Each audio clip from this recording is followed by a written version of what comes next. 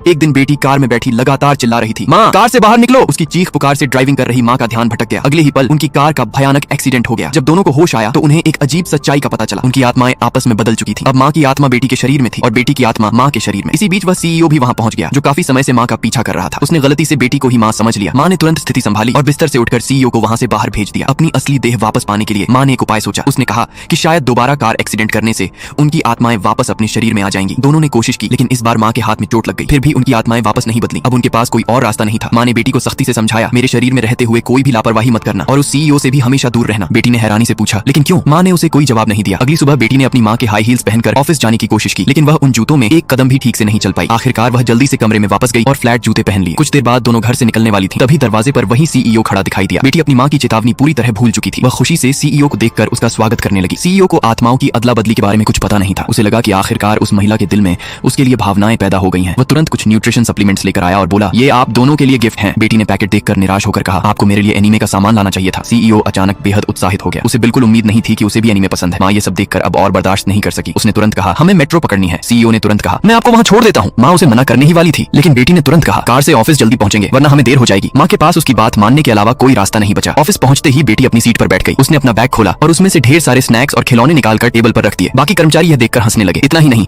कुछ सहकर्मियों ने अपने काम के दस्तावेज भी उसकी टेबल पर रख दिए। बेटी समझ ही नहीं पाई कि अब क्या करे। तभी अचानक उसका सुपरवाइजर वहां आ गया। उसने कहा, ये दस्तावेज तुम्हारी जिम्मेदारी नहीं है। बेटी ने सोचा कि शायद सुपरवाइजर अच्छा इंसान है, लेकिन अगले ही पल उसने उसके कंधे पर हाथ रखा और कहा, मेरे ऑफिस में चलो, थोड़ी बात करते हैं। तुरंत बेटी को समझ आ गया कि उसका इरादा गलत है। उसने बिना सोचे सारे दस्तावेज उठाए और सीधे सुपरवाइजर की तरफ फेंक दिए। घर लौटने के बाद माँ को मैनेजर का फोन आया। मैनेजर ने बताया कि उसकी बेटी ने सुपरवाइजर को इतना गुस्सा दिला दिया था कि उसने नौकरी ही छोड़ दी। अब उसके अधूरे केस भी माँ को संभालने पड़ेंगे। माँ ने तुरंत बेटी से पूछा, तुमने ऑफिस में आखिर किया क्या? उसे डर था कि बेटी उसके काम को भी खराब कर देगी, इसलिए अगले दिन वह बेटी को अपने साथ कोर्ट ले गई। उसने बेटी से कहा, जो मैं कहूँ बिल्कुल उसी तरह केस संभालना। लेकिन जैसे ही बेटी को पता चला कि केस में एक गैर जिम्मेदार पिता अपनी पत्नी से बच्चे की कस्टडी छीनने के लिए लड़ रहा है, वह गुस्से से भड़क उठी। उसने सामने वाले वकील से चिल्लाकर कहा, तुम ऐसे घटिया इंसान का बचाव कैसे कर सकते हो? यह सुनकर सामने वाला वकील गुस्से से इतना परेशान हुआ कि वहीं बेहोश होकर गिर पड़ा।